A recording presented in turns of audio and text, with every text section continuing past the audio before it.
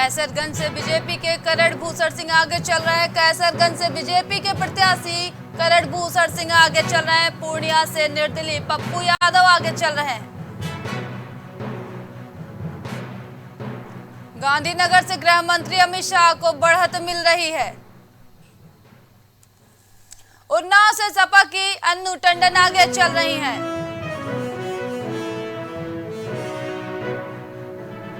Amroha seat से BJP प्रत्याशी कंवर सिंह तंवर आगे चल रहे हैं। शुरुआती रुझान में इंडिया गठबंधन 100 के पार होता हुआ दिखाई दे रहा है। यूपी में विपक्ष 21 सीटों पर आगे चल रहा है। उत्तर प्रदेश में एनडीए 45 सीटों पर आगे चल रहा है। कन्नौज से सपा अध्यक्ष अखिलेश यादव आगे चल रहे हैं। कन्नौज से सपा अध्यक्ष अखिलेश यादव आगे बढ़त बनाए हुए हैं। रायबरेली सीट से राहुल गांधी आगे चल रहे हैं। शुरुआती रुझानों में इंडिया गठबंधन 100 के पार हो चुका है। यूपी में विपक्ष 21 सीटों पर आगे चल रहा है। उत्तर प्रदेश में एनडीए 45 सीटों पर आगे बढ़त बनाए हुए है। उत्तर में कन्नौज से सपा अध्यक्ष अखिलेश यादव आगे बढ़त बनाए हुए हैं। कन्नौज से सपा अध्यक्ष अखिलेश यादव आगे बढ़त बनाए हुए। रायबरेली सीट से राहुल गांधी। ज्यादा जानकारी के लिए हमारे सहयोगी राजेश हमारे साथ लाइव जुड़ चुके हैं, फोन लाइन पर जुड़ चुके हैं। राजेश, यूपी में विपक्ष 21 सीटों पर आगे चल रहा है, क्या अपडेट है? बिल्कुल सपना, अगर बात की जाए उत्तर प्रदेश की तो उत्तर प्रदेश में विपक्ष जो है 21 सीटों पर आगे चल रहा है। उसके अलावा आपको बता दें कि जैसे मोहनलालगंज सीट है, मोहनलालगंज सीट से आर के चौधरी आगे चल रहे हैं और मलिहाबाद से भी कौशल किशोर जो है वो पीछे चल रहे हैं। उसके अलावा आपको बता दें कि जिस तरीके से आजमगढ़ की बात की जाए तो वहाँ पे धर्मेंद्र यादव आगे चल रहे हैं। रायबरेली और वायनाड से दोनों सीटों पर राहुल गांधी आगे चल रहे हैं। तो और वाराणसी की बात की जाए तो वाराणसी से प्रधानमंत्री मोदी आगे चल रहे हैं। कन्नौज से अखिलेश यादव और मैनपुरी से डिम्पल यादव आगे चल रही है अभी। जी राजेश, ज्यादा जानकारी के लिए आपका बहुत बहुत धन्यवाद। शुरुआती रुझानों में इंडिया गठबंधन 100 के पार नजर आ रहा है। रायबरेली सीट से राहुल गांधी आगे चल रहे हैं।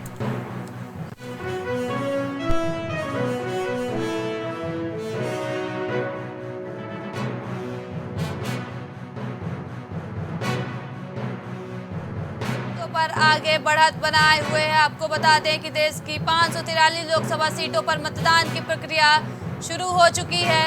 बीते 2.5 महीने से चल रही चुनाव की प्रक्रिया के बाद अब लोगों की नजरें नतीजों पर टिकी हुई है। इसी बीच प्राइम टीवी अभी तक के रुझान आपको बता रहा है कि रायबरेली सीट से राहुल गांधी आगे बढ़त बनाए हुए हैं। शुरुआती रुझानों में इंडिया गठबंधन 100 के पार नजर आ रहा है। यूपी में विपक्ष 21 सीटों पर आगे बढ़त बनाए हुए है। उत्तर प्रदेश में एनडीए 45 सीटों पर आगे। कन्नौज से सपा अध्यक्ष अखिलेश यादव आगे बढ़त बनाए हुए हैं। आपको बता दें कि देश की 543 लोकसभा सीटों पर मतदान की प्रक्रिया शुरू हो चुकी है। रायबरेली सीट से राहुल गांधी आगे बढ़त बनाए हुए हैं। शुरुआती रुझानों में इंडिया गठबंधन 100 के पार नजर आ रहा है। यूपी में विपक्ष 21 सीटों पर आगे बढ़त बनाए हुए हैं।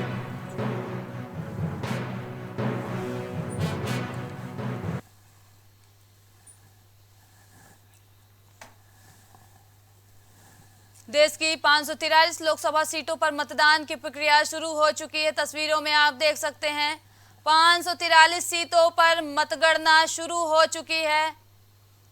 सुरक्षा के कड़े इंतजाम किए गए हैं। भाजपा कार्यकर्ताओं ने हवन किया है, पूजा अर्चना की है। भाजपा मुख्यालय में तैयारियां जोरों शोरों से चल रही हैं। भाजपा कार्यालय को दुल्हन की तरह सजाया गया है। विपक्ष का ईवीएम पर सवाल अभी भी उठ रहा है। तस्वीरों में आप देख सकते हैं कि कैसे पूजा अर्चना की जा रही। भाजपा कार्यकर्ता हवन करते हुए नजर आ रहे हैं। सुरक्षा के भी कड़े इंतजाम किए गए हैं। 543 सीटों पर मतगणना हो रही है। इसी बीच भाजपा मुख्यालय में तैयारियां जोरों शोरों से चल रही हैं। मंगलवार का दिन है और भाजपा कार्यालय को दुल्हन की तरह सजाया गया है, साथ में हवन भी किया जा रहा है। और वहीं विपक्ष की बात करें तो विपक्ष का ईवीएम पर सवाल अभी भी उठ रहा है।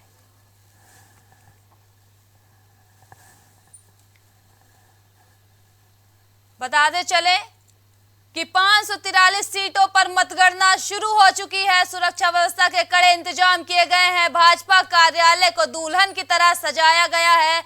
दिन है मंगलवार का और हवन भी किया जा रहा है। भाजपा कार्यकर्ता हवन कर रहे हैं और इसी बीच कार्यकर्ताओं ने तैयारियां भी शुरू कर दी हैं और विपक्ष ईवीएम पर अभी भी सवाल उठा रहा है।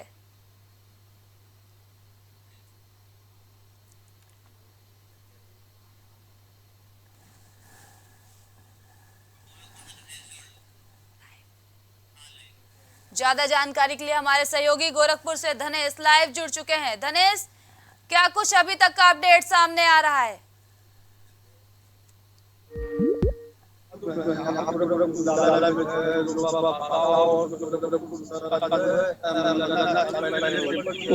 काउंटिंग होनी शुरू हो गई है। रुझान में पहले जो रवि किशन प्रत्याशी रवि किशन वो आगे चल रहे हैं। बाकी बात की जाए तो अभी ईवीएम खुलने बाकी है।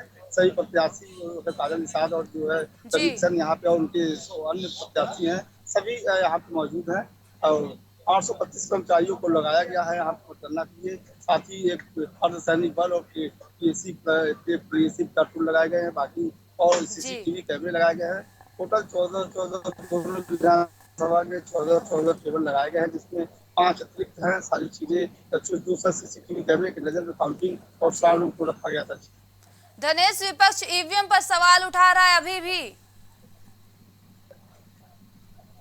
बिल्कुल, तो सवाल इस पे सीएम योगी आदित्यनाथ ने भी 1 तारीख को जब उन्होंने वोटिंग किया था तो उन्होंने कहा था मीडिया से रूबरू होते हुए कि ईवीएम अब विपक्ष के पास यही रह गए हैं कि हमेशा सवाल उठाते रहते हैं और कोई मुद्दा रह नहीं गया। ईवीएम पे हमेशा सवाल उठाए जाते हैं और ईवीएम पे पहले भी सवाल उठाए जाते थे, अभी भी सवाल उठाए जाते हैं। यानी लोकतंत्र को विश्वास नहीं रह गया है, इसीलिए लगातार जो ईवीएम पे सवाल। जी धनेश, गोरखपुर में कौन बढ़त बनाए हुए हैं अभी?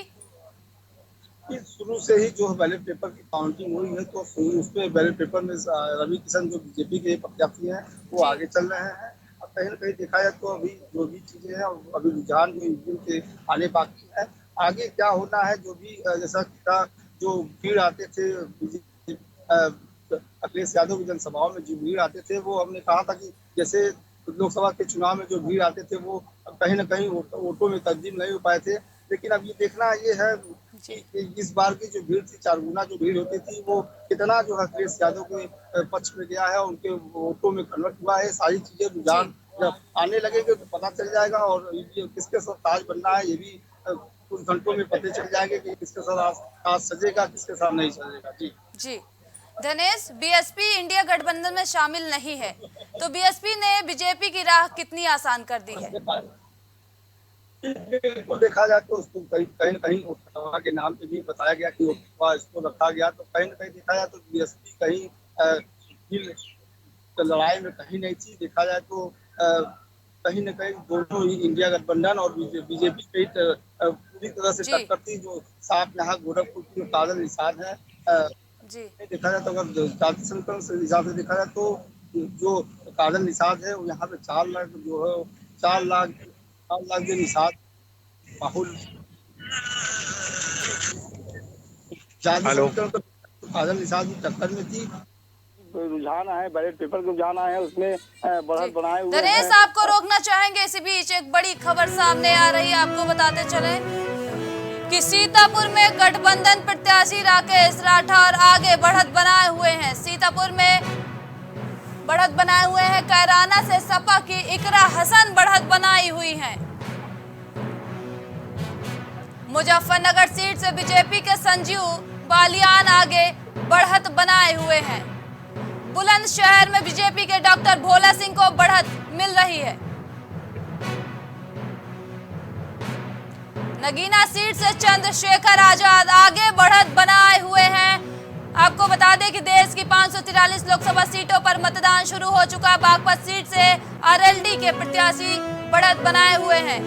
सीतापुर में गठबंधन प्रत्याशी राकेश राठौर बढ़त बनाए हुए हैं। कैराना से सपा की इकरा हसन आगे चल रही हैं। मुजफ्फरपुर सीट से बीजेपी के संजीव बालियान आगे चल रहे हैं। बुलंदशहर में बीजेपी के डॉक्टर भोला सिंह को बढ़त मिलती हुई दिखाई दे रही है। नगीना सीट से चंद्रशेखर आजाद आगे बढ़त बनाए हुए हैं। बागपत सीट से आरएलडी के राजकुमार सागवान आगे बढ़त बनाए हुए हैं। सीतापुर में गठबंधन प्रत्याशी राकेश राठौर आगे बढ़त बनाए हुए हैं। कैराना से सपा की इकरा हसन को बढ़त मिल रही है। मुजफ्फरनगर सीट से बीजेपी के संजीव बालियान आगे चल रहे हैं। बुलंदशहर में बीजेपी के डॉक्टर भोला सिंह को बढ़त मिलती हुई दिखाई दे रही है। नगीना सीट से चंद्रशेखर आजाद आगे चल रहे हैं। बागपत सीट से आरएलडी के राजकुमार सागवान आगे चल रहे हैं। सीतापुर में गठबंधन प्रत्याशी राकेश राठौर आगे बढ़त बनाए हुए हैं। कैराना से सपा की इकरा हसन को बढ़त मिल रही है। मुजफ्फरनगर सीट से बीजेपी के संजीव बालियान आगे चल रहे हैं। बुलंदशहर में बीजेपी के प्रत्याशी डॉक्टर भोला सिंह को बढ़त मिलती हुई दिखाई दे रही है।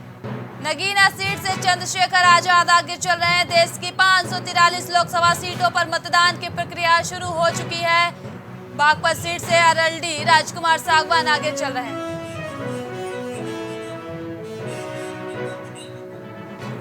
इसी बीच हमारे सहयोगी कानपुर से उपेंद्र अस्थाना और प्रयागराज से पवन पटेल लाइव जुड़ चुके हैं। पवन, प्रयागराज में क्या माहौल देखने को मिल रहा है? आज मतदान की प्रक्रिया शुरू हो चुकी है। बिल्कुल सपना, देखिए जिस तरीके से पूरे देश को या कह लीजिए पूरे प्रदेश को आज के इस दिन का बेसब्री से इंतजार था, क्योंकि प्रयागराज की बात करें तो बीते 25 मई को छठवें चरण के तहत प्रयागराज में मतदान हुआ था और आज यहाँ पर मतगणना की जो प्रक्रिया है वो बस कुछ ही देर में शुरू होने वाली है। हालांकि जो लोग हैं वो तमाम तरह के विश्लेषण लगा रहे हैं, तमाम तरह की अटकलें लगाई जा रही हैं, लेकिन जिस तरीके से पूरे प्रयागराज में मतदान हुआ है, करीब 51% का जो मतदान है, ऐसे में जब आज मतगणना की जो प्रक्रिया है वो शुरू हो रही है। हालांकि कुछ ही देर में रुझान आने शुरू हो जाएंगे, लेकिन जो लोगों के अंदर जो तमाम तरह के कौतूहल है, तमाम तरह के सवाल है, उसके जवाब भी कुछ ही देर में मिलने शुरू हो जाएंगे। लेकिन प्रयागराज में जिस तरीके से बीते कई दिनों से लोग इस चीज का इंतजार कर रहे थे, आज के इस दिन का इंतजार कर रहे थे कि यहाँ पर मतगणना जब शुरू होगी तो किसके सर पर ताज बंधेगा, कौन यहाँ के बादशाह होगा। हालांकि कुछ ही देर बाद ये तस्वीरें प्रयागराज में पूरी तरीके से साफ हो जाएंगी। प्रयागराज में मतगणना को लेकर आज पूरी तरीके से सुरक्षा के कड़े इंतजाम किए गए हैं। इस समय हम प्रयागराज के मुंडेरा मंडी में, जहां पर मतगणना की जो प्रक्रिया है वो कुछ ही देर में शुरू होने वाली है, यहाँ पर सुरक्षा के भी कड़े इंतजाम किए गए हैं। पुलिस तथा सेना के जवानों की तैनाती की गई है। तमाम जो व्यवस्थाएं हैं वो देखने को मिल रही है। कुछ ही देर में वो तस्वीरें साफ होगी जिसका पूरे लोगों को इंतजार था कि किस तरीके से मतगणना की जो प्रक्रिया शुरू होगी तो किसके सर पर ताज बंधेगा, कौन यहाँ पर विजयी होगा। ये निश्चित रूप से कुछ ही देर में जब पवन बिल्कुल देखने वाली बात होगी। उपेंद्र, कानपुर में क्या अपडेट है? कौन सा प्रत्याशी अभी बढ़त बनाए हुए है? अगर कानपुर में जहाँ मैं मतगणना स्थल पर खड़ा हुआ हूँ, यहाँ पे कानपुर लोकसभा और अकबरपुर लोकसभा की जो काउंटिंग हुई है, इस पर अगर बात की जाए तो अभी जो बैलेट पेपर की बात करें तो अभी भारतीय जनता पार्टी कानपुर से, और उसके बाद अगर बात करें तो अभी पोस्टर पे आगे चल रही है। सपना जी, कानपुर में कितना उत्साह देखने को मिल रहा है? जगह जगह बीजेपी कार्यकर्ताओं ने तैयारियां शुरू कर दी हैं, कार्यालय को दुल्हन की तरह सजा दिया है, तो कानपुर में क्या माहौल है? देखिए सपना, एक बात बताते हुए आपको पहले ही मैंने बताया था कि कानपुर जो है बीजेपी का अखाड़ा रहा है पिछले 28 सालों से। क्योंकि अगर बात किया तो विधानसभा यहाँ पे जो 10 विधानसभा में 7 विधायक जो है भाजपा के हैं, बाकी 3 सपा वाली पार्टी के हैं, उसको लेकर कहीं ना कहीं जो कानपुर से बीजेपी प्रत्याशी रमेश अवस्थी हैं, वो आज सुबह जो है हनुमान जी दर्शन किए। और उसके बाद अगर बात की जाए तो लगातार जो है बीजेपी के जो कार्यकर्ता है उसमें उत्साह है। और पर अगर बात किया कहीं ना कहीं इंडिया गठबंधन की, तो उसके कार्यकर्ता जो उनके उत्साह है, क्योंकि देखने वाली बात यह है कि कानपुर के जो दोनों प्रत्याशी हैं वो जनप्रिय नेता नहीं है। क्योंकि अगर बात किया दोनों प्रत्याशी कानपुर के बाहर के हैं, और उसके बाद पूरी तरह बात करें तो इस बार कहीं ना कहीं जो है आलोक मिश्रा जो इंडिया गठबंधन के प्रत्याशी है वो रमेश अवस्थी को टक्कर दे रहे हैं। जी पवन, कितने बजे तक तस्वीरें साफ हो जाएंगी कि किसको कितनी सीटें मिल रही हैं? बिल्कुल सबका ये कहा जा रहा था कि करीब 9 बजे तक जो रुझान है वो आने शुरू हो जाएंगे। हालांकि जो गणना की जो प्रक्रिया है थोड़ी सी देरी हुई है, लेकिन तैयारियां पूरी कर ली गई हैं। करीब 1 घंटे का वो समय होगा, वो महत्वपूर्ण समय होगा जब ईवीएम खोले जाएंगे, प्रत्याशियों की किस्मत के भाग्य का फैसला होगा। हालांकि तस्वीरें पूरी तरीके से लोगों के मन में कौतूहल का विषय बनाई हुई हैं। अगर हम गणना स्थल की बात करें तो यहाँ पर तमाम वो व्यवस्थाएं की गई और सड़कों पर जो विभिन्न राजनीतिक दलों के जो समर्थक है, जो पार्टियों के जो प्रत्याशियों के समर्थक है, वो लगातार तैयारियों में बैठे हैं। उनके मन में तमाम तरह के सवाल है। हालांकि कुछ ही देर में ये तस्वीरें साफ हो जाएंगी। करीब 1 घंटे का वो महत्वपूर्ण समय होगा जब रुझान आने शुरू हो जाएंगे। तो ये कहा जा रहा है कि करीब 1 घंटे में प्रयागराज की वो तस्वीरें पूरी तरीके से लोगों के सामने खुलती नजर आएंगी कि किस तरीके से जो प्रत्याशियों के लिए जो लोगों ने मतदान किया है, मतगणना किस तरीके से तैयार हो रही है, किस तरीके से जो मतगणना की तैयारियां थी वो देखने को मिल रही हैं। हालांकि कुछ ही देर में जो रुझान है वो आने शुरू हो जाएंगे। और ये देखा जा रहा है कि जिस तरीके से जो विभिन्न राजनीतिक दलों के जो प्रत्याशी है, उनकी जो कयामत की रात थी वो कहीं न कहीं जो है कर चुकी है। लेकिन कुछ ही देर में जब रुझान आने शुरू हो जाएंगे, जब उनकी किस्मत का फैसला शुरू होना यहाँ पर खुलना शुरू हो जाएगा, तो सब कह पाना थोड़ी सी जो है आसान होगा। लेकिन जिस तरीके से तैयारी की जा रही थी, ऐसे में ये देखा जा रहा है कि यहाँ पर जितने भी जो विभिन्न राजनीतिक दल के जो समर्थक है, जो प्रत्याशी है, वो लगातार जीत के दावे कर रहे थे। हालांकि देखिए किस चौबट बैठेगा, किसके सर पर ताज बनेगा, ये कुछ ही देर में तस्वीरें पूरी तरीके से साफ हो जाएंगी और लोगों के मन में जो तमाम तरह के सवाल है उसके जवाब भी लोगों को मिलने शुरू हो जाएंगे। जी पवन, उपेंद्र, बीजेपी कार्यकर्ता काफी ज्यादा उत्साहित नजर आ रहे हैं और वहीं दूसरी तरफ विपक्ष अभी भी ईवीएम पर सवाल उठा रहा है। क्या कहना चाहेंगे आप इस पर? जी सपना सर, अगर बात की जाए तो कहीं ना कहीं ईवीएम मशीन को लेकर जिस तरह से बात मैसेज उड़ रहा है वो कहीं ना कहीं गलत है। क्योंकि अगर बात की जाए तो चुनाव आयोग जो है वो पूरी सख्ती से जो है इस बार जो चुनाव निष्पक्ष रूप में कराया जा रहा है। और उसके बाद अगर बात की जाए तो कहीं ना कहीं जो है भारतीय जनता पार्टी का करता हूँ, चाहे समाजवादी पार्टी का करता हूँ, चाहे कांग्रेस पार्टी का करता हूँ, सब में सारे जो है प्रत्याशी जो है उनसे लगातार जो है बात की जाए तो सब जो है कहीं ना कहीं खासा उत्साह देखने को मिल रहा है। और भारतीय जनता पार्टी को चाहे कांग्रेस प्रत्याशी का करता हूँ, सब में जो है लड्डू बना करके जो ऑर्डर कर दिया गया है और पूरी तरीके से जो है खासा उत्साह देखने को मिल रहा है। क्या करता हूँ मैं जी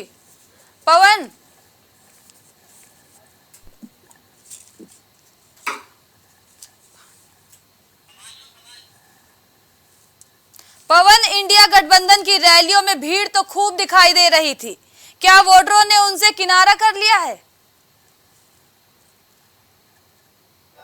कि जिस तरीके से प्रयागराज में अगर हम भीड़ की बात करें तो प्रयागराज में जिस तरीके से विभिन्न राजनीतिक दल के जो प्रमुख नेता हैं, जो स्टार प्रचारक कहे जाते हैं, चाहे हम गृह मंत्री अमित शाह की बात करें, प्रधानमंत्री नरेंद्र मोदी की बात करें, सूबे के मुखिया योगी आदित्यनाथ की बात करें, सपा प्रमुख अखिलेश यादव की बात करें, राहुल गांधी की बात करें, तो ये जो प्रमुख चेहरे थे ये प्रयागराज में आए थे। इन्होंने विभिन्न स्थानों पर जो रैलियां थी, जनसभाएं थी, उनको यहाँ पर उन्होंने संबोधित किया था। हालांकि ये भी सवाल महत्वपूर्ण है कि जिस तरीके से प्रयागराज में रैलियों में लोगों की अच्छी खासी भीड़ नजर आई थी, लेकिन अगर हम मतदान की तुलना करें और मतदान की तस्वीरों को देखें तो निश्चित रूप से दोनों तस्वीरें कहीं न कहीं थोड़ा सा फर्क नजर आती है। क्योंकि प्रयागराज में जो मतदान हुआ है वो करीब 51% हुआ है, लेकिन अगर हम भीड़ की बात करें, जनसभाओं की बात करें, रैलियों की बात करें तो वहां पर लाखों लोगों की भीड़ देखने को मिली है।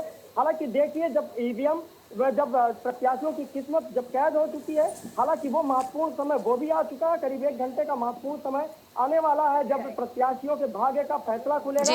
ईवीएम से जब उनके भाग्य खोले जाएंगे, ये देखा जाएगा कि किस तरीके से लोगों ने, चाहे हम भारतीय जनता पार्टी की बात करें या इंडिया गठबंधन की बात करें या विभिन्न राजनीतिक दलों की बात करें, तो किस तरीके से मतदान हुए हैं, किस तरीके से मतदाताओं को ये जो स्टार प्रचारक प्रयागराज में आए थे, किस तरीके से उनको लुभाए हैं, किस तरीके से उनके दिलों पर अपनी छाप छोड़े हैं। ये तस्वीरें बस कुछ ही देर में जो है प्रयागराज से वो सामने आने वाली है। हालांकि जो प्रत्याशी हैं उनके कहीं न कहीं दिल की जो धड़कन है वो बढ़ चुकी है, क्योंकि बीती रात की बात की जाए तो ये कहा जाता है राजनीति में कि मतगणना से एक दिन पूर्व की जो रात होती है वो कयामत की रात होती है। हालांकि वो जो तस्वीरें हैं वो पूरी तरीके से अब खुल चुकी है। कुछ ही देर में ये तस्वीर साफ हो पाएगी कि किसके साथ। जी पवन, आपको रोकना चाहेंगे, इसी बीच आपको बताते चले कि देश की 543 लोकसभा सीटों पर मतदान शुरू हो चुका। प्राइम टीवी के शुरुआती रुझान में बीजेपी 300 पार दिखाई दे रही है। बीजेपी 300 पार दिखाई दे रही है। मथुरा से बीजेपी प्रत्याशी हेमा मालिनी आगे चल रही हैं।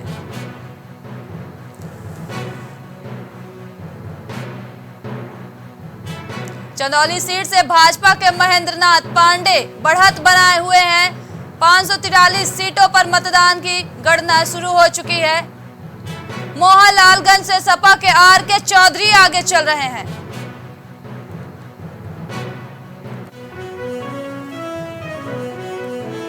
प्राइम टीवी के शुरुआती रुझान में बीजेपी 300 पार। आपको बताते चले कि प्राइम टीवी के रुझान में बीजेपी 300 पार होती हुई दिखाई दे रही है। मथुरा से बीजेपी प्रत्याशी हेमा मालिनी आगे चल रही हैं।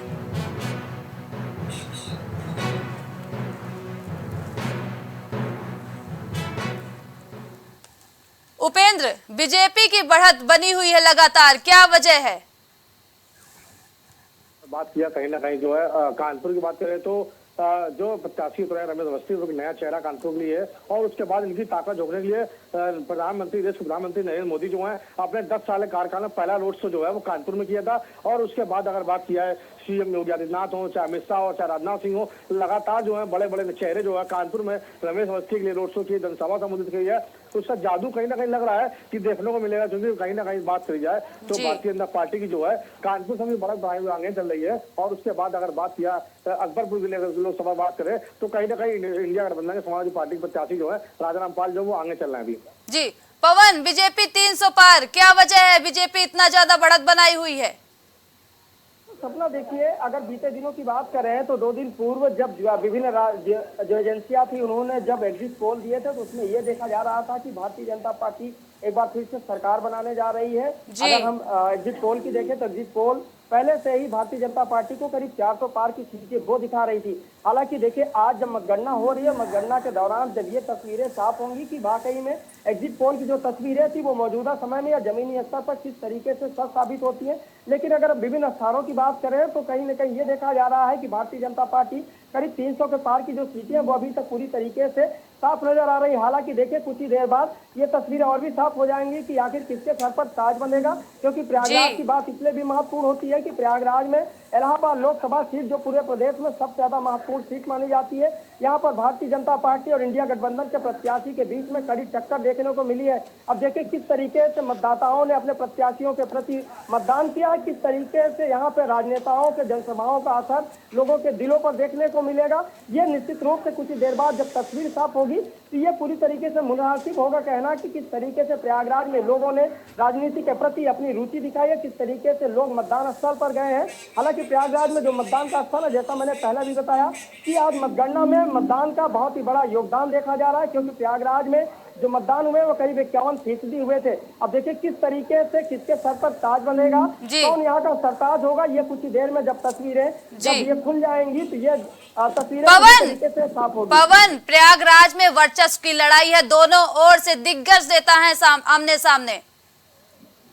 बिल्कुल सपना देखिए, जैसा पहले भी कहा जा रहा था कि प्रयागराज में कहीं न कहीं प्रतिष्ठा है वो भी दांव पर है। अगर हम दोनों प्रत्याशियों की बात करें तो नीरज त्रिपाठी जो भारतीय जनता पार्टी के प्रत्याशी हैं, जो कैंडिडेट है, उनके पिताजी पंडित केशरीनाथ त्रिपाठी भारतीय जनता पार्टी के वरिष्ठ नेता और दिग्गज नेता माने जाते हैं, पश्चिम बंगाल के राज्यपाल रह चुके। वही अगर हम उनके ठीक दूसरे विपरीत अगर पार्टी की बात करें तो इंडिया गठबंधन से कांग्रेस के प्रत्याशी उज्ज्वल रमन जो कि खुद ही राज्य रह चुके हैं, उनके पिता कुंवर रेवती रमन सिंह वो राज्यसभा सांसद रह चुके हैं, मंत्री रह चुके हैं, विधायक रह चुके हैं। तो कहीं न कहीं ये भी देखा जा रहा है कि दोनों प्रत्याशी की जो प्रतिष्ठा है वो भी दांव पर है। हालांकि तस्वीर बस कुछ ही देर में साफ होने वाली है। प्रयागराज में लोगों के जिस तरीके से लोगों ने मतदान किया, निश्चित रूप से ये तस्वीरें बस कुछ ही देर में खुलने वाली है, क्योंकि जो मतगणना की जो तैयारी है वो पूरी तरीके से कर ली गई। बस कुछ ही देर में रुझान आने शुरू हो जाएंगे और तस्वीरें ये पूरी तरीके से बता देंगी कि किसके सर पर ताज बनेगा। जी सपना। जी उपेंद्र,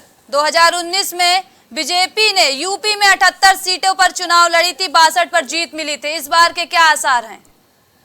सबने किया तो इस बार यूपी की 80 सीटों में जो है लगभग जो है बीजेपी के खाते में जो है वो 65 से 70 सीटें जो जा रही हैं। और उसके बाद अगर कहीं ना कहीं बात की है तो बीजेपी इस बार जो है पिछली बार के 75 सीट जो है उसकी बढ़त बनेगी। और समझने वाली बात यह है कि जिस तरीके से एग्जिट पोल जो है वो कल से जो बता रहा था वो कहीं ना कहीं देखिए भी थोड़ा थोड़ा पिक्चर क्लियर हो रही है, पर अभी जो एक बात जो है वो पूरी पिक्चर क्लियर हो जाएगी। पर इस बार जो है जो विपक्ष के जो नेता है उनके बड़े बड़े दावे रहे, क्योंकि अगर बात किया अखिलेश यादव हो चाहे उसके बाद राहुल गांधी हो, लगातार वो भी कानपुर में रोड शो है और भारत जोड़ो यात्रा निकाला गया है, उसको ले कहीं ना कहीं जो एक बार कहीं ना कहीं कानपुर वासी जो है रिपीट जो बीजेपी को लगता है कि बीजेपी के गढ़ में जो है चेन लगाने में सफल रहेंगे इस बार। जी उपेंद्र, बीएसपी ने इंडिया गठबंधन को कितना मुकाबला पहुंचा रही है? तो वो जहाँ पे एनडीए या इंडिया गठबंधन के प्रत्याशी उतर रहे हैं, जहाँ लग रहा है कि समीकरण नहीं बन रहा है वहाँ बीएसपी ने प्रत्याशी उतारे हैं। और अगर बात की कानपुर में जो प्रत्याशी उतारे गए थे वो कहीं ना कहीं जो है क्षत्रिय समाज से उतारा गया था। जब बात की जाए तो दोनों ब्राह्मण समाज के प्रत्याशी, चाहे भाजपा का हो चाहे इंडिया गठबंधन का प्रत्याशी हो, वो दोनों ब्राह्मण समाज से थे। और उसके बाद कहीं ना कहीं बात की तो बसपा ने जो है क्षत्रिय वोट बैंक के निर्णय करके अपना प्रत्याशी उतारा था। पर कहीं ना कहीं अगर देखा जाए तो बसपा को जो है इसका कोई खासा लाभ देखने को नहीं मिल रहा है। जी पवन, सपा ने कांग्रेस से हाथ मिलाया है, क्या सपा नुकसान में रहेगी या फायदे में? ये महत्वपूर्ण सवाल है। हालांकि इससे ये अभी तक कह पाना थोड़ा सा मुनासिब नहीं होगा कि फायदा होगा या नुकसान होगा। लेकिन अगर हम प्रयागराज की बात करें और प्रयागराज में मतदान की बात करें और प्रत्याशियों की बात करें तो ये अभी तक नहीं स्पष्ट हो पाया है कि भारतीय जनता पार्टी को इंडिया गठबंधन ने या कांग्रेस ने सपा से हाथ मिलाकर किस तरीके से उसको फायदा हुआ या किस तरीके से नुकसान होगा। जब यहाँ पर तस्वीर साफ हो जाएगी और ये देखा जाएगी कि इस प्रत्याशी के सर पर ताज बन रहा है तो इससे कुछ भी कह पाना मुनासिब होगा। लेकिन अगर हम तस्वीरों की बात करें, मतदान की बात करें या विभिन्न राजनीतिक दलों के स्टार प्रचारकों की बात करें या भारतीय जनता पार्टी को किस तरीके से टक्कर दी गई है उसकी बात करें तो ये अभी तक थोड़ा सा तस्वीरें नहीं साफ हो पाई है। लेकिन जहां तक ये देखा जा रहा है कि जिस तरीके से इंडिया गठबंधन के प्रत्याशी ने भारतीय जनता पार्टी के प्रत्याशी को कड़ी टक्कर दी है, हालांकि देखिए किसके सर पर ताज बनेगा, ऊंट किस करवट बैठेगा, ये तब जाके कह पाना थोड़ा सा मुनासिब होगा। लेकिन जिस तरीके से तस्वीरें देखने को मिली है इसमें ये कहा जा सकता है कि इंडिया गठबंधन ने जिस तरीके से अपने प्रत्याशी को उतारा है, जिस तरीके से बीजेपी के प्रत्याशी को कड़ी टक्कर दी है, ये तस्वीर देर शाम तक साफ हो जाएगी। हालांकि ये भी तब कह पाना थोड़ा सा मुनासिब होगा कि वाकई इंडिया गठबंधन के जो प्रत्याशी हैं सपा कांग्रेस के हाथ मिलाने की तस्वीर किस तरीके से यहाँ पर सही साबित हुई है। ये देर शाम को जब तस्वीर खुलेगी, देर शाम को जब किस्मत का फैसला हो जाएगा, जी पवन,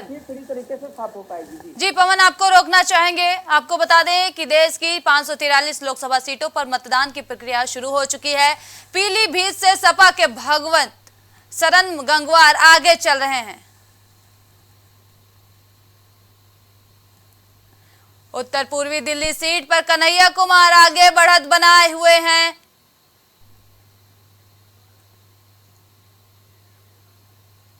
नागपुर से नितिन गडकरी 3000 वोट से आगे चल रहे हैं।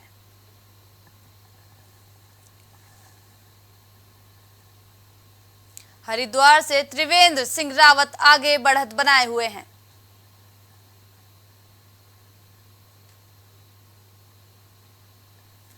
गया से जीतन राम मांझी को बढ़त मिलती हुई दिखाई दे रही है।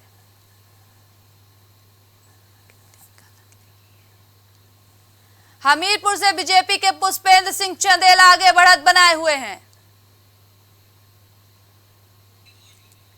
फिरोजाबाद में सपा प्रत्याशी अक्षय यादव आगे बढ़त बनाए हुए हैं। देश की 543 लोकसभा सीटों पर मतगणना की प्रक्रिया शुरू हो चुकी है। मोहनलालगंज से सपा के आर.के. चौधरी आगे चल रहे हैं। झांसी से कांग्रेस के प्रदीप जैन आगे चल रहे हैं।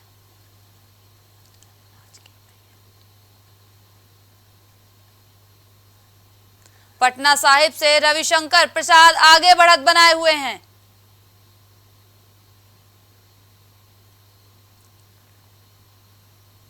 मिर्जापुर से अनुप्रिया पटेल को बढ़त मिलती हुई दिखाई दे रही है।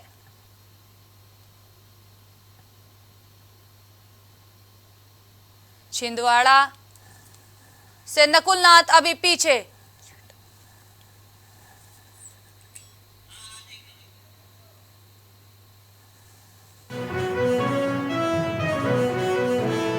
शुरुआती रुझानों में एनडीए तेजी से आगे बढ़ रहा है।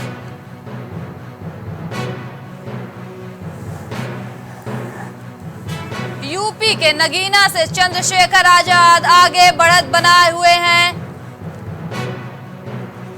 शुरुआती रुझानों में एनडीए आगे बढ़त बनाए हुए हैं। रुझानों में एनडीए गठबंधन 265 पर।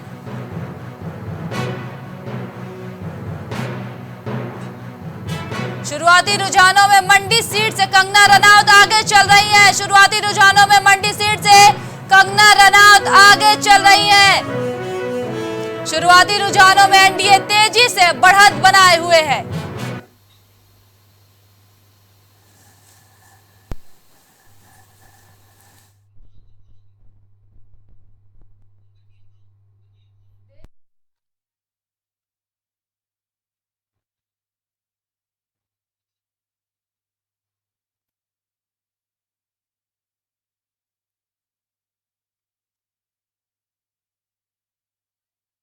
कलीम ने कांग्रेस नेता नकुल दुबे से खास बातचीत की है, चलिए आपको सुनाते हैं।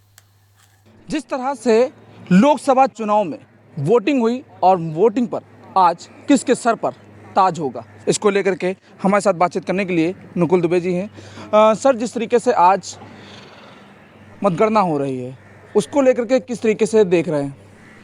मतगणना शुरू हो गई है, रुझान आने चालू हो गए हैं और देखिए, इस देश की जनता ने हमेशा न्याय, सच और ईमानदारी का साथ दिया है और न्याय, सच, ईमानदारी आज बोल रही है कि सब लोग गठबंधन के साथ जा रहे हैं और आने वाले करीबन 4-5-6 घंटों में आपको ये नतीजे मालूम पड़ जाएंगे कि ये देश एक बार पुनः देश बेचने वालों के हाथ के चंगुल से निकल करके देश बचाने बनाने वालों के साथ आ गया। सर, एक सवाल हो जाता है कि जैसे ही सुबह की अगर तस्वीरों की बात की जाए, दिल्ली मुख्यालय पर, कांग्रेस मुख्यालय पर कुछ कार्यकर्ताओं ने बैनर तले एक मैसेज देने का काम किया जिसमें साफ तौर से कहा गया लोकतंत्र जीतेगा या मोदी जी का ईवीएम। इसको लेकर के क्या कुछ कहना चाहिए? बिल्कुल, एकदम इसमें कोई वो झूठ नहीं है। देखिए, 2014 में क्या जीता? 2014 में झूठे वादे, जनता को बरगलाना, जनता को उलझाना, जनता को वो जीत गया 2014। 2019 में पुलवामा, आपको खूब अच्छी तरह याद होगा कि पुलवामा के नाम पर मेरे शहीद भाइयों, बच्चों और क्या बोलते हैं, पहला वोट जो है आप, तो वह जीत गया। अब 2024 में कुछ बना नहीं, तो कभी आप मंगलसूत्र पे आ गए, कभी आप मटन पे आ गए, कभी आप मुसलमान पे आ गए, तो आप वो भी सब फेल हो गया। इस देश की जनता ने अपना पूरा काम कर दिया है। अब वास्तव में अब ईवीएम और जो उनके तौर तरीके हैं चुनाव जीतने के, इस तरह हथकंडे हैं, अगर वो हथकंडा कामयाब हो जाएगा तो फिर हम और आप एक कहते हैं निरपराध दोषी बन करके और घूमेंगे। लेकिन देश की जनता ने पूरे हिंदुस्तान में, क्या मतलब उत्तर प्रदेश के हम लोग बहुत सारे लोकसभाओं घूमे, देश की जनता ने कह दिया, प्रदेश जनता ने कह दिया कि साहब मुझे अब इस मोदी सरकार से छुटकारा चाहिए और सब लोग गठबंधन में राहुल गांधी जी के नेतृत्व में दिल्ली को कुछ कर रहे हैं। सर, एक अहम सवाल आज का ये हो जाता है कि जिस तरीके से राहुल और अखिलेश जी एक साथ लोगों के बीच पहुंचे, जनता के बीच एक विश्वास बनाया, लेकिन कल की अगर तस्वीरों की बात की जाए, डिप्टी सीएम केशव प्रसाद मौर्य चुनाव आयोग पहुंचे थे, वहां पर सपा को लेकर के एक शिकायत किया था, तो उसको लेकर के क्या कुछ कहेंगे? कौन पहुंचा था? जो 2 लोग पहुंचे थे वो लोग कितने दूध के धुले हैं पूरा प्रदेश जानता है। वो बड़े संत हैं जो गए थे, जो उनके साथ दूसरे संत गए थे। इन लोगों का अगर आप इतिहास उठाकर देखिए ना, तो दोनों लोग बहुत ही मजबूत ऐसे व्यक्ति रहे हैं जिनके बारे में मुझे आपके मीडिया के माध्यम से कुछ कहने की आवश्यकता नहीं है। और रही बात हम लोगों की, तो हम लोग देश बचाने में लगे हुए हैं, देश को बेचने से रोकने में लगे हुए हैं। अगर हम लोग अपराध कर रहे हैं तो हम लोग हमेशा ही अपराध करते रहेंगे। क्या लगता है सर, इस बार जिस तरीके से राहुल गांधी ने भारत जोड़ो यात्रा निकाली, लोगों का एक प्यार मिला, उसके बाद बात की जाए प्रदेश अध्यक्ष के द्वारा लोकतंत्र बचाओ यात्रा निकाली गई, उसमें भी लोग काफ़ी एकजुट हुए, प्यार दिखाया, तो क्या लगता है इस बार कांग्रेस अपना जो दांव है वो मजबूत करेगी? देखिए, कांग्रेस पार्टी कभी भी कमज़ोर रही ही नहीं। ये ठीक है, समय की बलिहारी है। लंका में राजा तो रावण ही रहा था, लेकिन जब सच्चाई सामने आई तो फिर राम जी का फिर से उस पर वो होगा, स्थापना हुई, अयोध्या में फिर से राजा बने। जिसकी बात आप कर रहे हैं कि राहुल जी की यात्रा या अध्यक्ष जी अजय राय जी की यात्रा, इन सब यात्राओं का मकसद क्या था? इन सब यात्राओं का मकसद साफ ये था कि जो हमारे देश में, हमारे प्रदेश में जो नफरत का माहौल बनाया जा रहा है, इस पर हम लोग सब लोग रोक लगाएं और हमारी जो गंगा जमुनी तहजीब थी, उस तहजीब के तहत चलते हुए हम सब लोग एक रहें और देश की अखंडता, देश में जो भाईचारा, देश में जो सामंजस्य रहा, उसको कदापि बिगड़ने न दें। ठीक सर, कल अगर बात की जाए यूपी के मुखिया, जो पुलिस मुखिया है डीजीपी के द्वारा एक सर्कुलर अलर्ट जारी किया गया, जिसमें साफ तौर से ये दिखाया गया है कि पक्ष और विपक्ष के द्वारा जो वोटिंग की मतगणना होनी है उसमें धांधली की जा सकती है, उपद्रव हो सकता है, तो इसको लेकर क्या? देखिए, ये सब जो नैरेटिव बना है, आप भी कुछ मीडिया भाइयों ने पहले उनको दिखा दिया साहब कि वो कुछ लोगों ने 400 दिखा दिया, किसी लोगों ने 350 ऊपर दिखा दिया। तो ये सब जब कहते हैं जब नाव डूबने लगती है तो इस तरह की बातें सामने आ लगती हैं। तो उन्होंने सारे हथकंडे उन्होंने तैयार कर रखे हैं। ये वाला नहीं चल पाएगा इसको चलाएंगे, ये नहीं चल पाएगा इसको चलाएंगे, कोई नहीं चल पाएगा कुछ और चलाएंगे। तो अब कुछ चलने वलने वाला नहीं है। देश की जनता ने मन बना लिया है, वो आने वाले आपको 4-5 घंटे में क्या बोलते हैं, ये आपको इंडिया को पूरी बहुमत देने जा रही है। धन्यवाद सर बात करने के लिए। तो जिस तरीके से आज मतगणना हो रही है, तो मतगणना को लेकर के हमारे साथ बातचीत करने के लिए नकुल दुबे जी मौजूद थे। उन्होंने साफ तौर से कहा है कि जिस तरीके से जनता ने एक मन बना लिया है और उस मन पर पूरी इंडिया गठबंधन को बहुमत भी दिलाने का वादा किया है, लेकिन अब कुछ समय बाद ही जो जनता का विश्वास है वो किधर जाएगा और किसके सर ताज आएगा, ये समय ही बताएगा। हमारे सहयोगी साहिल के साथ मोहम्मद कलीम, प्राइम टीवी, लखनऊ। एक बार फिर से पवन हमारे साथ प्रयागराज से जुड़ चुके हैं। पवन, राहुल की भारत जोड़ो यात्रा कितना असरदायक रहेगी इस बार? बिल्कुल ये महत्वपूर्ण है, क्योंकि जिस तरीके से अगर हम प्रयागराज की बात करें तो प्रयागराज में भी भारत जोड़ो यात्रा पहुंची थी। राहुल गांधी यात्रा के दौरान युवाओं से, छात्रों से, तमाम लोगों से उनसे दिल के कनेक्शन जोड़ने की तस्वीरें यहाँ पर देखी, क्योंकि कई स्थानों पर राहुल गांधी ने छात्रों को अपने पास बुलाया था, उनसे बातचीत किया था। हालांकि वो जो दौर था वो प्रयागराज में कई तरीके से उठा पटक का भी दौर देखा जा रहा था, क्योंकि उसी दौरान तमाम जो परीक्षाएं थी, प्रतियोगी परीक्षाएं, उसको लेकर छात्रों में कई तरीके का आक्रोश देखे गए थे। तो ये तस्वीरें प्रयागराज में बड़ी महत्वपूर्ण सामने देखने को मिली थी। हालांकि देखिए, राहुल गांधी जिस तरीके से युवाओं से जुड़ने का उन्होंने प्रयास किया है, वो यात्रा प्रयागराज में जब पहुंची तो प्रयागराज में कहीं न कहीं ये महत्वपूर्ण होगा। लेकिन देखिए, चुनाव में किस तरीके से ये तस्वीरें होंगी ये अभी तक नहीं सामने आई है। लेकिन जिस तरीके से राहुल गांधी की बात करें या राहुल गांधी ने जिस तरीके से इंडिया गठबंधन के साथ उन्होंने जो है गठबंधन किया, गठबंधन के बाद जिस तरीके से तस्वीरें आई हैं, ये कहीं न कहीं ये दिखा रही हैं कि चुनाव को लेकर किस तरीके से जो विभिन्न राजनीतिक दलों को किस तरीके से फटकनी देने की तैयारी की जा रही है। हालांकि देखिए, क्या फर्क पड़ेगा कि भारत जोड़ो न्याय यात्रा का, वो तस्वीरें जब अभी कुछ ही देर में जब तस्वीरें खुलने लगेंगी, जब मतगणना की जो प्रक्रिया है वो जब पूरी तरीके से सामान्य रूप से जब सामने आ जाएगी, तो ये थोड़ा सा इससे कह पाना मुनासिब होगा। लेकिन जिस तरीके से लगातार जो विभिन्न राजनीतिक दलों के जो राजनेता है वो प्रयागराज आए, उन्होंने तमाम तरीके के जो अलग अलग स्थानों पर जनसभाएं की। अब देखिए किस तरीके से लोगों ने मतदान किया, किस तरीके से मतदान के बाद मतगणना के बाद किस तरीके से प्रत्याशी उनकी किस्मत का क्या फैसला होने वाला, ये तस्वीरें कुछ ही देर बाद रुझान आने शुरू हो जाएंगे और ये देर शाम तक ये यहाँ से पूरी तरीके से स्पष्ट हो पाएगा कि किसके सर पर ताज बनेगा। जी पवन, एनडीए की बढ़त बनी हुई है, ऐसी क्या वजह रही, ऐसे क्या कार्य किए कि एनडीए की बढ़त बनी हुई है? देखिए, अगर मौजूदा समय की बात करें और जो अभी तक ताजा रुझान सामने है उसमें ये देखा जा रहा है कि एनडीए पूरी तरीके से बढ़ाई हुई है। हालांकि देर शाम तक ये स्पष्ट हो पाएगा कि कितनी सीटें एनडीए को मिल रही, कितनी सीटें गठबंधन को मिल रही हैं। लेकिन जो अभी तक ताजा रुझान सामने है उसमें ये देखा जा रहा है कि करीब 300 को पार कर चुकी है। लेकिन कई स्थानों पर यह देखा गया कि जो मतदान है वो उसके प्रतिशत कम हुए हैं। हालांकि देखिए, प्रत्याशियों ने अपनी तरीके से पूरी ताकत झोंकी थी, जितने भी स्टार प्रचारक हैं या विभिन्न राजनीतिक दलों के, उन्होंने कई स्थानों पर जनसभाओं को संबोधित किया। लेकिन मतदान जो है वो कहीं न कहीं ये देखा गया कि कई स्थानों पर जो संतोषजनक मतदान था वो नहीं हुआ है। लेकिन जी। किस तरीके से लोगों ने मतदान किया है, क्या प्रत्याशियों को उन्होंने देखा है, किन मुद्दों को लेकर लोगों ने मतदान किया है, ये तस्वीर बस कुछ ही देर में खुलने वाली है। और प्रयागराज जी। की बात करें तो प्रयागराज में जो मतदान की प्रक्रिया थी वो सुबह से देर शाम तक की गई थी। हालांकि करीब 51% मतदान हुए हैं, लेकिन भारतीय जनता पार्टी इंडिया गठबंधन के दोनों जो प्रत्याशी हैं एक दूसरे को कड़ी टक्कर देते हुए नजर आए हैं। दोनों प्रत्याशियों ने जीत के दावे किए हैं। हालांकि बस मतगणना की जो प्रक्रिया वो शुरू हो चुकी है। करीब 1 घंटे में ये रुझान भी आने शुरू हो जाएंगे कि कौन बढ़त बना रहा है, किसके सर पर ताज बनने वाला है, कौन यहाँ का सरताज होगा। और कुछ ही देर बाद ये तस्वीरें पूरी तरीके से खुलनी शुरू हो जाएंगी। जी पवन, ज्यादा जानकारी के लिए आपका बहुत बहुत धन्यवाद। देश की 543 लोकसभा सीटों पर मतदान की प्रक्रिया शुरू हो चुकी है, मतगणना शुरू हो चुकी है। बीते 2.5 महीने से चल रही चुनाव की प्रक्रिया के बाद अब लोगों की नजरें नतीजों पर टिकी हुई हैं। आज लोगों का इंतजार भी खत्म हो जाएगा। इस बार जहां भाजपा पूर्ण बहुमत के साथ तीसरी बार सरकार बनाने के लिए आश्वस्त है, उत्तर प्रदेश से इस वक्त की बड़ी खबर सामने आ रही है।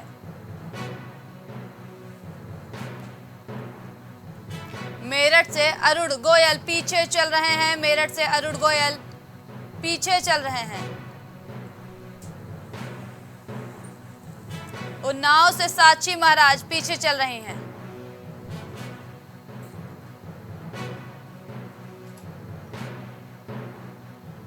सुल्तानपुर से मेनका गांधी पीछे चल रही हैं। सुल्तानपुर से मेनका गांधी पीछे चल रही हैं।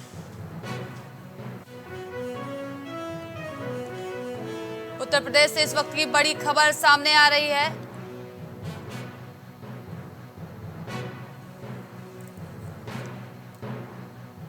मेरठ से अरुण गोयल पीछे चल रहे हैं।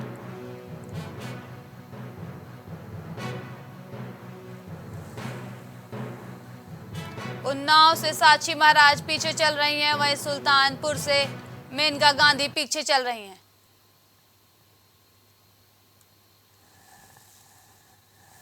देश की 543 लोकसभा सीटों पर आज मतगणना शुरू हो चुकी है।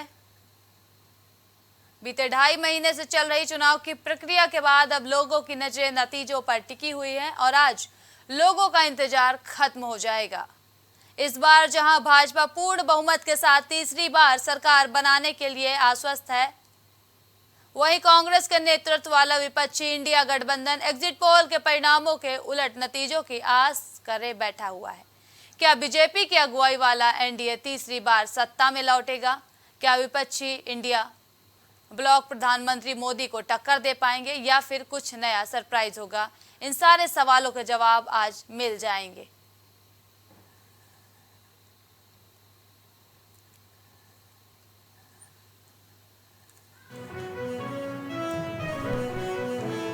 यूपी की सियासत से जुड़ी बड़ी खबर सामने आ रही है।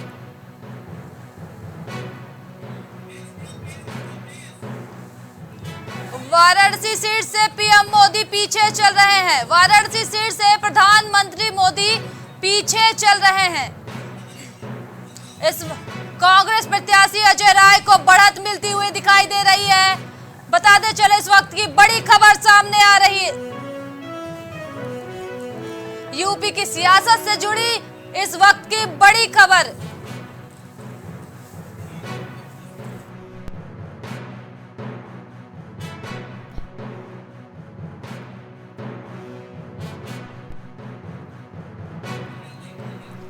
वाराणसी सीट से प्रधानमंत्री मोदी पीछे चल रहे हैं। कांग्रेस प्रत्याशी अजय राय बढ़त बनाए हुए हैं।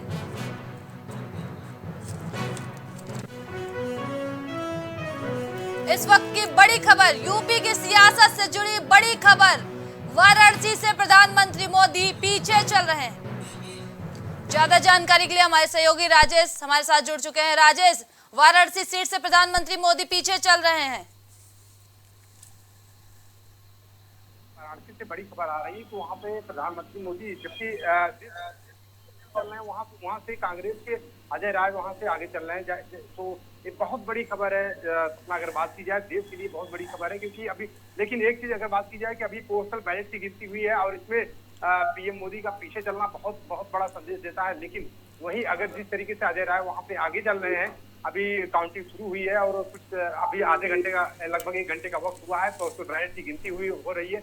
अब ईवीएम की गिनती शुरू होने वाली है। लेकिन तो जिस तरीके से पीछे प्रधानमंत्री मोदी का पीछे चलना बहुत बड़ा संदेश दे रहा है कि जी मतलब इस बिल्कुल। तरीके से जी राजेश, क्या वजह है कि अभी तक प्रधानमंत्री मोदी पीछे चल रहे हैं, अजय राय बढ़त बनाए हुए हैं?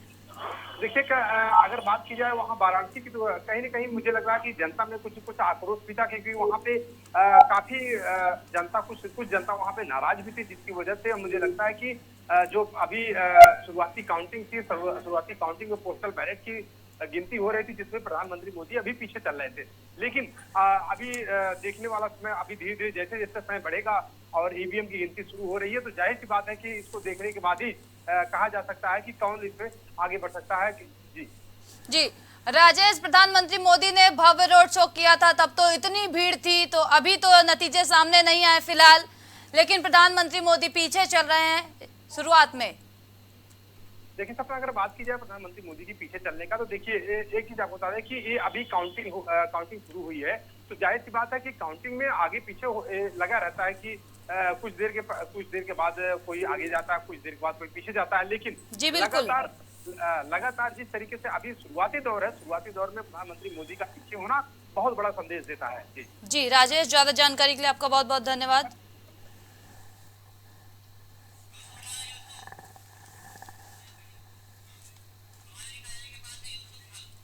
ज्यादा जानकारी के लिए हमारे सहयोगी यूसुफ फोन लाइन पर जुड़ चुके हैं। यूसुफ, कांग्रेस प्रत्याशी अजय राय बढ़त बनाए हुए हैं, वाराणसी में प्रधानमंत्री मोदी पीछे चल रहे हैं।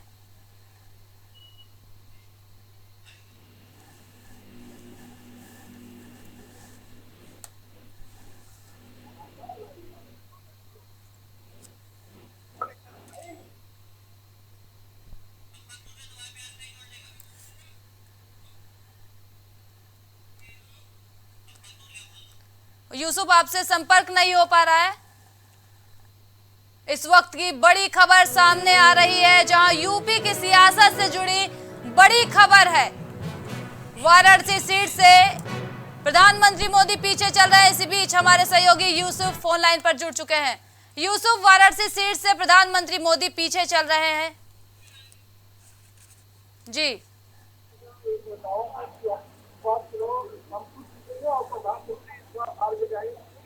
बाहरी और जो मौजूदा जो स्थानीय है उसको लेकर मुद्दे उसको लेकर चुनाव हो रहा है। जी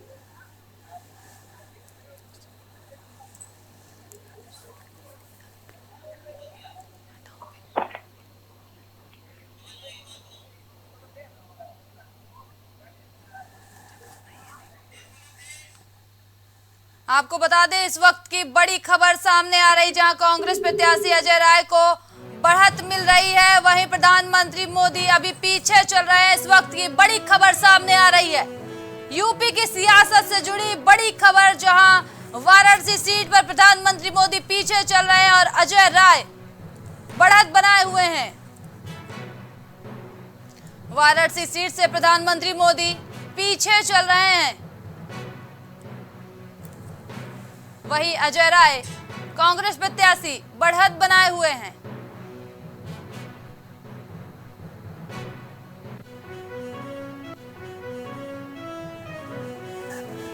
यूपी की सियासत से जुड़ी इस वक्त की बड़ी खबर सामने आ रही है, जहां वाराणसी सीट पर प्रधानमंत्री मोदी अभी पीछे चल रहे हैं और कांग्रेस प्रत्याशी अजय राय बढ़त बनाए हुए हैं। अमेठी से स्मृति ईरानी पीछे चल रही हैं।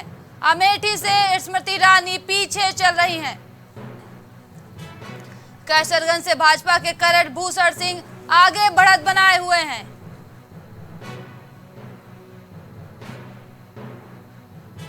पटना साहिब से भाजपा के रविशंकर प्रसाद आगे बढ़त बनाए हुए हैं।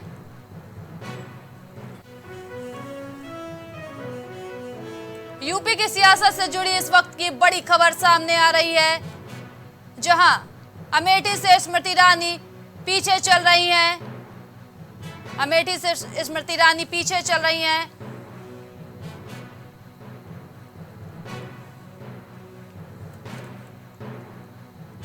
कैसरगंज से भाजपा के प्रत्याशी करण भूषण सिंह आगे बढ़त बनाए हुए हैं। यूसुफ हमारे साथ ज्यादा जानकारी के लिए जुड़ चुके हैं। यूसुफ, स्मृति ईरानी अमेठी से पीछे चल रही हैं अभी। जी, मैं आपको बता दूं कि लगातार इंडिया गठबंधन का दावा रहा, यही रहा कि इस बार हम हर जगह से चुनाव जीतेंगे। वहीं स्मृति ईरानी की बात की जाए तो वहां भी पीछे नजर आ रही है, वहां भी इंडिया गठबंधन मजबूती से चुनाव आगे बढ़ता नजर आ रहा है। जी यूसुफ, वाराणसी से प्रधानमंत्री मोदी भी पीछे चल रहे हैं, अभी अजय राय बढ़त बनाए हुए हैं। जी, अजय राय ने साफ तौर पर यही कहा था, लगातार अपने बयानों में अजय राय यही कहते नजर आए कि कई प्रधानमंत्री हारे हैं और इस बार मोदी जी भी हार के चुनाव यहाँ से वाराणसी से जाएंगे, क्योंकि वाराणसी के लोगों ने ये तय कर लिया कि इस बार अजय राय को ही चुनाव जिताया जाएगा। जी यूसुफ, ज्यादा जानकारी के लिए आपका धन्यवाद। यूपी की सियासत से जुड़ी इस वक्त की बड़ी खबर सामने आ रही है। अमेठी से स्मृति ईरानी पीछे चल रही हैं, वहीं वाराणसी सीट से पीएम मोदी पीछे चल रहे हैं। कांग्रेस प्रत्याशी वाराणसी में बढ़त बनाए हुए हैं। कैसरगंज से भाजपा के करट भूषण सिंह आगे बढ़त बनाए हुए हैं। कैसरगंज से भाजपा के प्रत्याशी करट भूषण सिंह बढ़त बनाए हुए हैं। पटना साहिब से भाजपा के रविशंकर प्रसाद आगे बढ़त बनाए हुए हैं।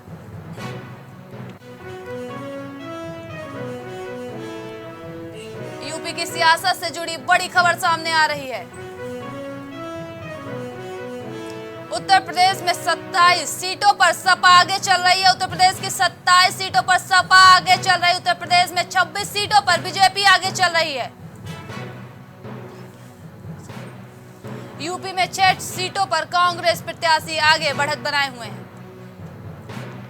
अमेठी से स्मृति ईरानी 395 वोट पीछे चल रही हैं।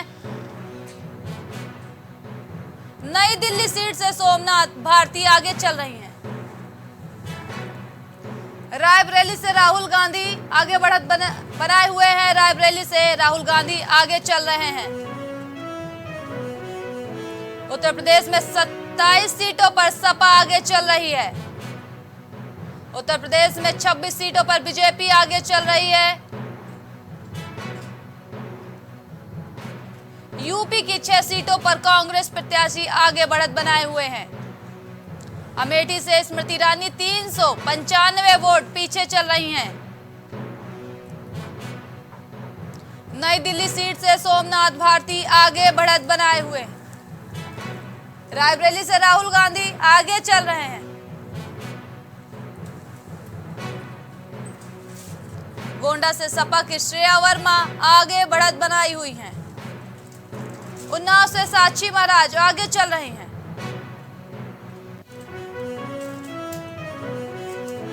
उत्तर प्रदेश में 27 सीटों पर सपा आगे बढ़त बनाई हुई है। वहीं उत्तर प्रदेश में 26 सीटों पर बीजेपी आगे बढ़त बनाई हुई है।